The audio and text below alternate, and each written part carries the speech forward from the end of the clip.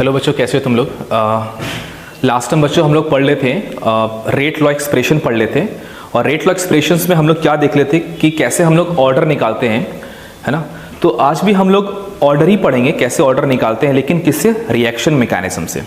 तो आज का टॉपिक बहुत इंपॉर्टेंट होगा, ठीक है, एग्जाम के पॉइंट ऑफ व्यू से। ठीक, तो हेडिंग लिखो, determination of alpha and beta, मतलब ऑर्डर विथ रिस्पेक्ट टू या with the help of mechanism.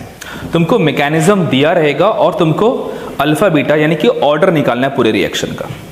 जैसे मान के चलो एक क्वेश्चन है, इसी क्वेश्चन को हम लोग देखते हैं, 2a + b gives d + e। यहाँ पर a और b मेरा रिएक्टेंट है और d और e मेरा क्या, प्रोडक्ट है। अब इस रिएक्शन का मैकेनिज्म दिया हुआ, लास्ट टाइम हम बता चुके थे। मैकेनिज्म कहने का मतलब क्या होता है कि कोई भी रिएक्शन वो कितने स्टेप में बना हुआ। जब भी तुमको रिएक्शन का ये स्टेप दे देगा, ठीक है ना, तो समझोगे कि ये रिएक्शन कैसा है, मेरा कॉम्प्लेक्स रिएक्शन है। तो कहने का मतलब कि ये रिएक्शन कैसा होगा, कॉम्प्लेक्स। और कॉम्प्लेक्स रिएक्शन का ही मैकेनिज्म होता है, एलिमेंट्री का मैकेनिज्म नहीं होता है। क्यों?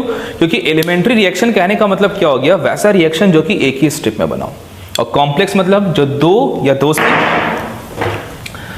दो से ज्यादा स्टेप में बना हुआ है। जैसे यहाँ पे 2 स्टेप में बना हुआ है, ठीक है, तो इसको क्या बोलेंगे हम लोग, मैकेनिज्म। अब मैकेनिज्म में कोई एक स्टेप स्लो होता है, कोई फास्ट होता है, कोई स्लो होता है। ये स्लो फास्ट कौन डिसाइड करता है, ये एक्सपेरिमेंट से आता है कि कौन रिएक्शन स्लो होगा, कौन रिएक्शन फास्ट होगा। ठीक, और स्लो स्टेप को ही हम लोग क्या बोलते हैं, रेट डिटरमाइनिंग स्टेप। RDS कहने का मतलब क्या हो गया, रेट डिटरमाइनिंग स्टेप। नाम से पता चल रहा है कि ये रिएक्शन का रेट पूरा जो है इसी स्टेप पर डिपेंड करता है।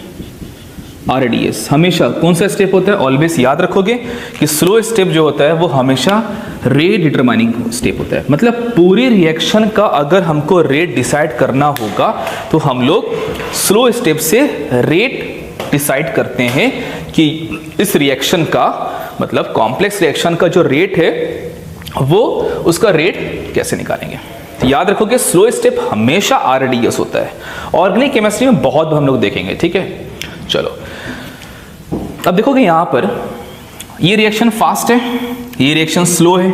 एक्सपेरिमेंट से पता चला, बढ़िया से देखना, ये चीज सबको जल्दी समझ में आता नहीं है। और आज तुम लोग बहुत कम स्टूडेंट आए हो, डेली तुम लोग को हमेशा बोलते हैं कि भैया कम से कम रेगुलर क्लास में आया करो। अब देखो यहाँ पर इस रिएक्शन में ये रिएक्शन कॉम्प्लेक्स है, तो कॉम्प्लेक्स रिएक्शन का हम लोग ऑर्डर देख के नहीं बता सकते।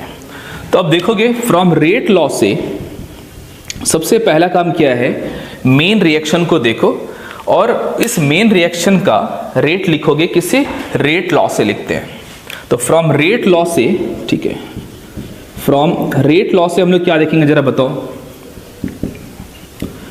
रेट कैसे लिखोगे, रेट इज इक्वल टू क्या लिखोगे, डायरेक्टली प्रोपोर्शनल, जानती हो, लास्ट टाइम बता चुके हैं। सीधा इसको ऐसे लिखो K। अब A पर पावर 2 नहीं होगा, क्यों, क्योंकि ये रिएक्शन एलिमेंट्री नहीं है। कॉम्प्लेक्स रिएक्शन के लिए हम लोग अल्फा बीटा लिखते हैं, या तुम XY भी लिख सकते हो। यही अल्फा बीटा हमको निकालना है, ठीक है। Alpha with respect to A order, और बीटा क्या है, order with respect to B। चलो, तो ये लिखने के बाद हम लोग क्या करेंगे, मैकेनिज्म पर जाएंगे और खोज लेंगे कि मेरा स्लो स्टेप कौन सा है, ठीक है। तुमको ये क्वेश्चन में दिया रहेगा कि स्लो स्टेप, फास्ट स्टेप दिया रहेगा, ठीक है। अभी हम क्या लिखे, स्लो स्टेप पर ही पूरा रेट डिसाइड करता है। तो फ्रॉम स्टेप 1 से, इसके नीचे ऐसे लिखोगे, फ्रॉम स्टेप 1, एक स्टेप समझ लो कैसे क्या करना है। फ्रॉम स्टेप 1 से अब हम क्या लिखेंगे बताओ, rate is equal to K, A पर पावर 1। अब यहां 1 क्यों लिखे हैं बताएंगे अभी तुमको। B पर पावर 1 क्यों, देखो कॉम्प्लेक्स रिएक्शन का जितना भी स्टेप होता है वो सारा स्टेप अपने आप में एलिमेंट्री होता है। कहने का मतलब कि ये जो स्टेप है, जैसे ये दोनों स्टेप जो है, ये भी दोनों स्टेप जो होगा ये एलिमेंट्री होता है। कॉम्प्लेक्स रिएक्शन का जितना भी स्टेप होता है वो सारा स्टेप एलिमेंट्री होता है।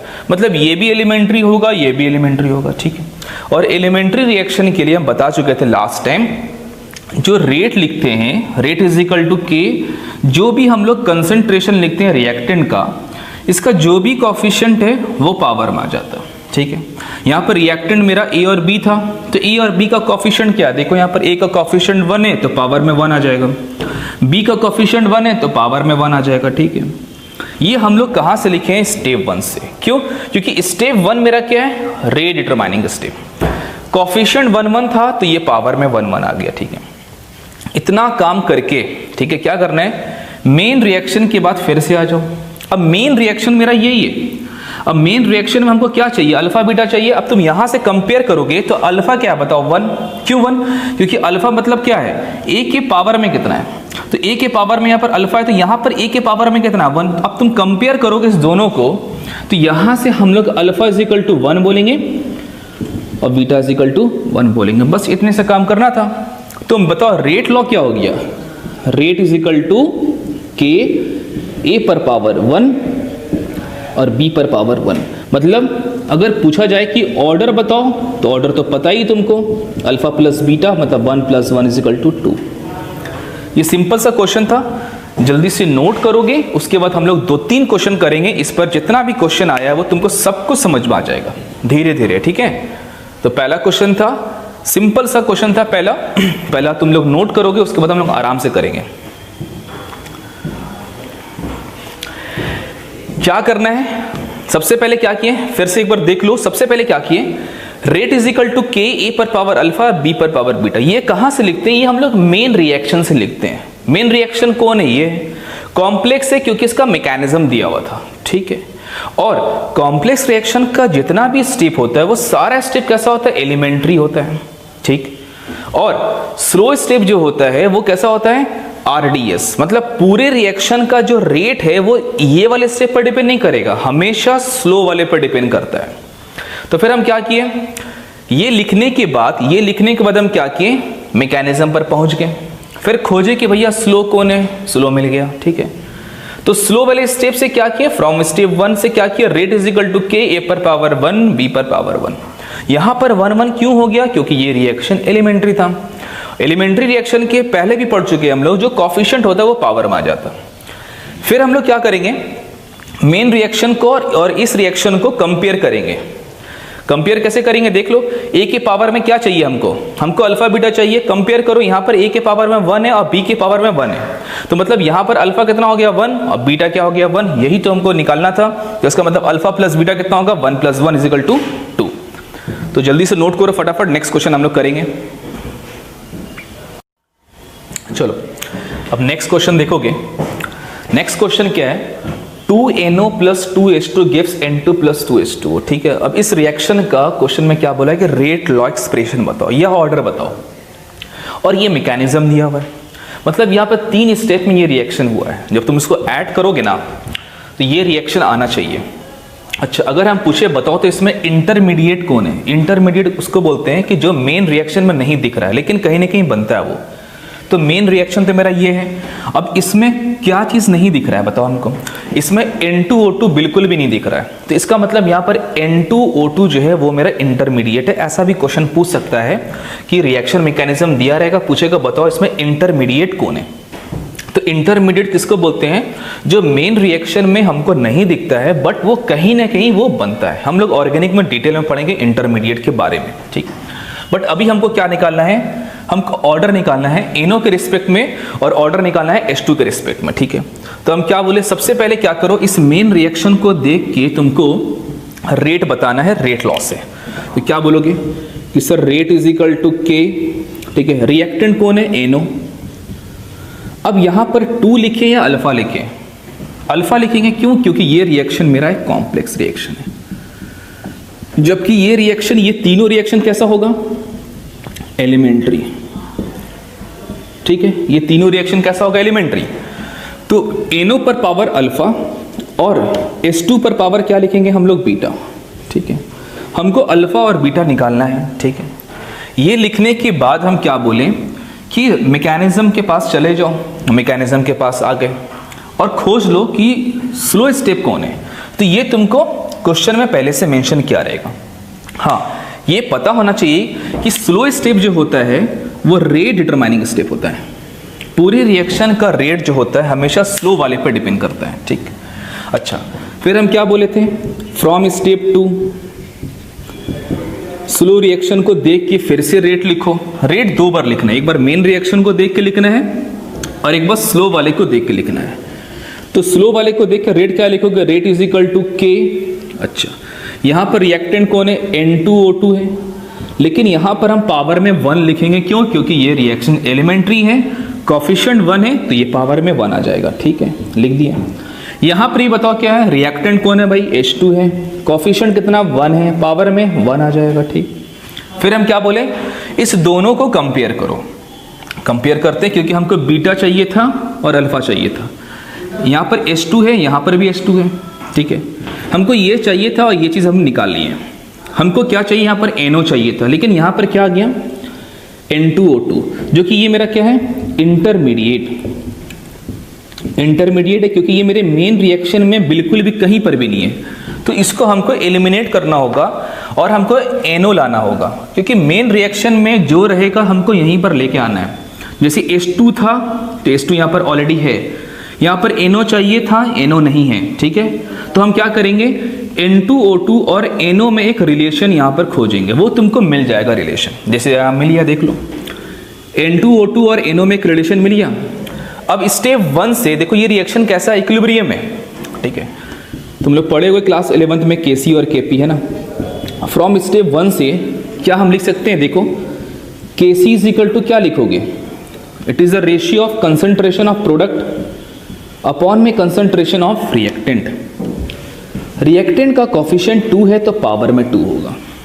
ठीक है, यहाँ पर बताओ क्या है, ये मेरा इक्विलिब्रियम है, ये मेरा कैसे लिख सकते हैं बताओ, KC लिखते हैं हम लोग, याद करो क्लास 11 में पढ़े थे केमिकल इक्विलिब्रियम में।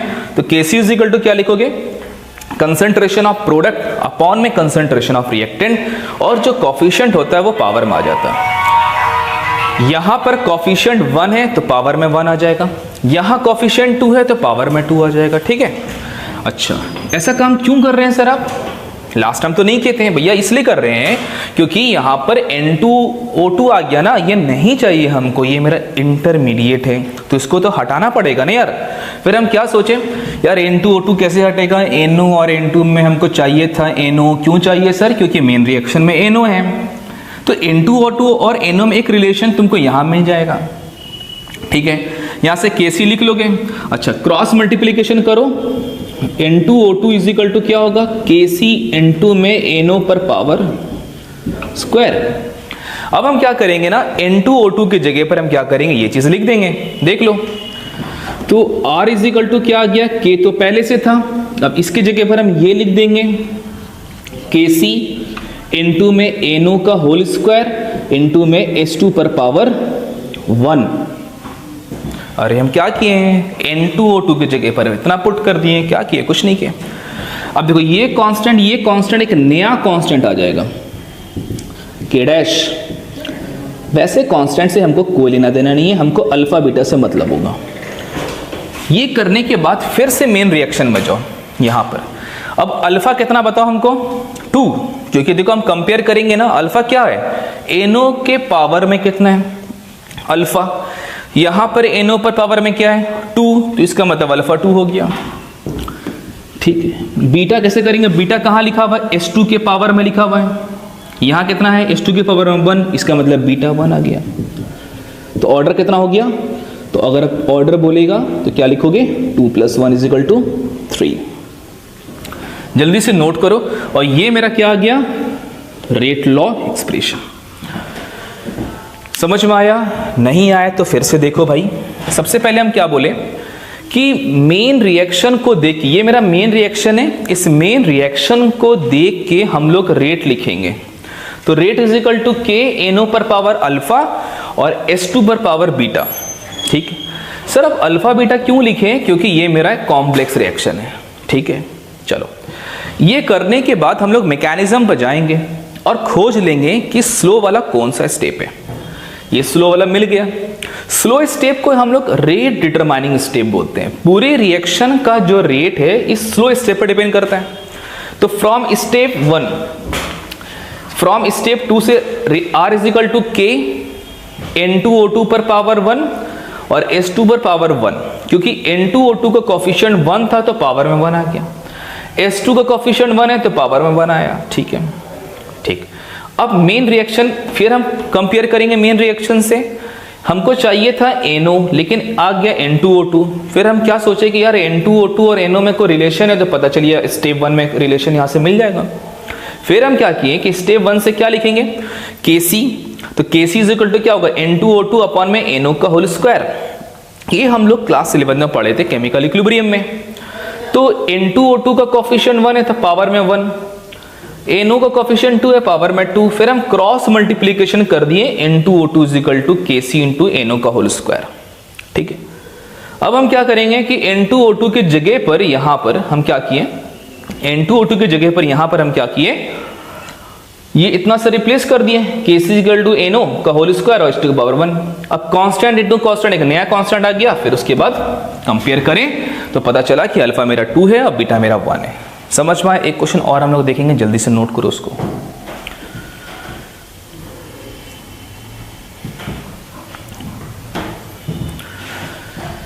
जल्दी से नोट करो भाई तुम लोग।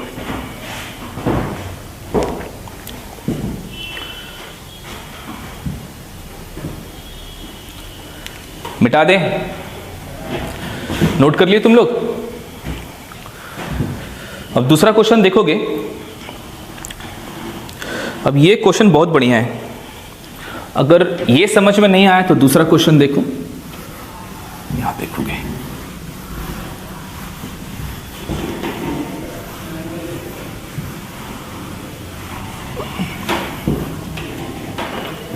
अब इसके ऊपर एक और क्वेश्चन देखोगे। क्वेश्चन दिया हुआ है कि A2 प्लस में B2, ठीक है, गिव्स 2AB। ऑब्वियस सी बात है, ये कॉम्प्लेक्स रिएक्शन है। स्टेप 1 मतलब मैकेनिज्म दिया हुआ इसका, कैसा लिखा हुआ भाई, A2 रिवर्सिबल रिएक्शन 2A, ये लिखा हुआ, ये फास्ट है, एक्सपेरिमेंट से आया होगा। Step 2, A plus B2 gives AB plus B, ये मेरा स्लो रिएक्शन है।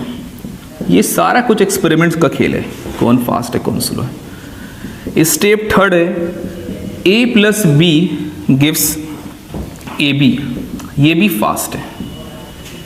एक बार ट्राई करो, क्या बोल रहा है, find rate law expression and rate law.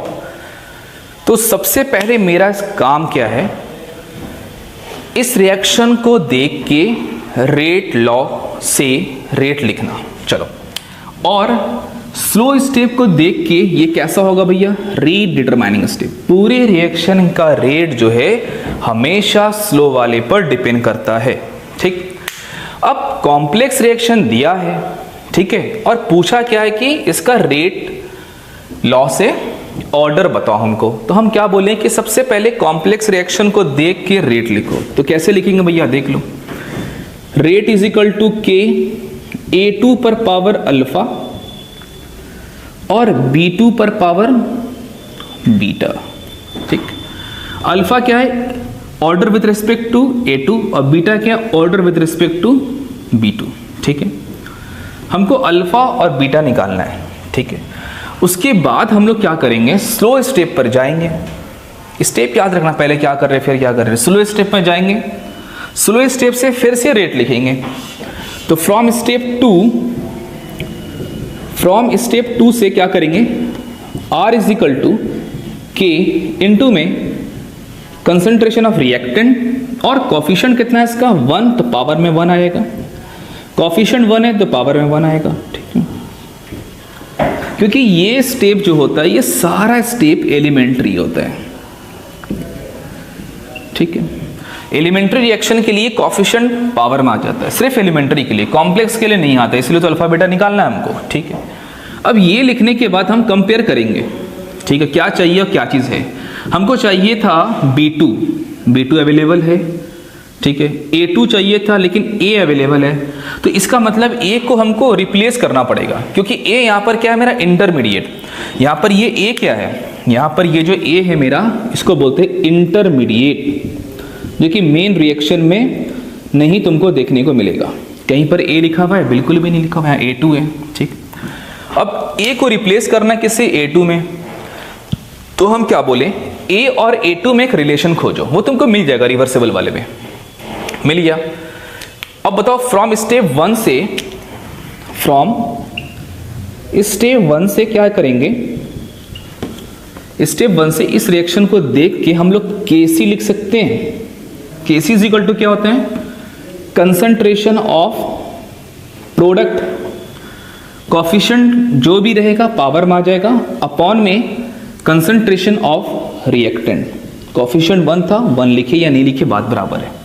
अब हमको A को रिप्लेस करना है किसमें, A2 में रिप्लेस करना है। हम क्रॉस मल्टीप्लीकेशन करते हैं, यहां पर देख लो तो क्या लिख सकते हो, देखो जरा, A2 का whole square is equal to Kc into में A2,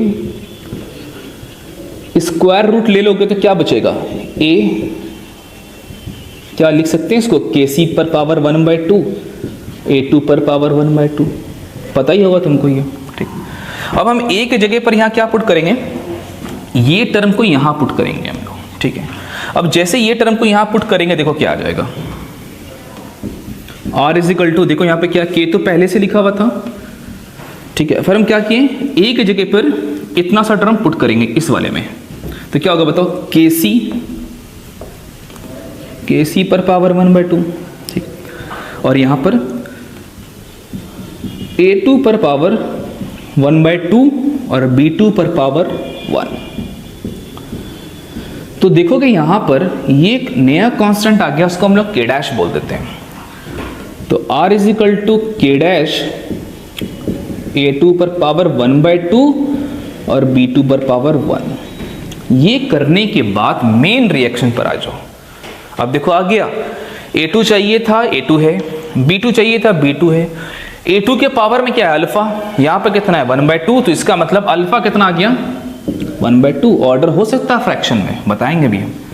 बीटा क्या बताओ 1, तो भैया ऑर्डर कितना होगा, अल्फा प्लस बीटा, 1/2 प्लस 1 कितना होगा बताओ हमको, 3/2।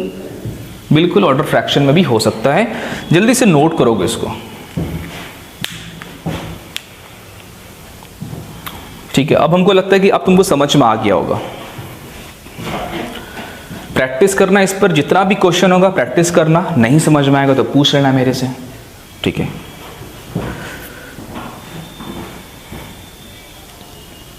जल्दी से नोट करो उसको।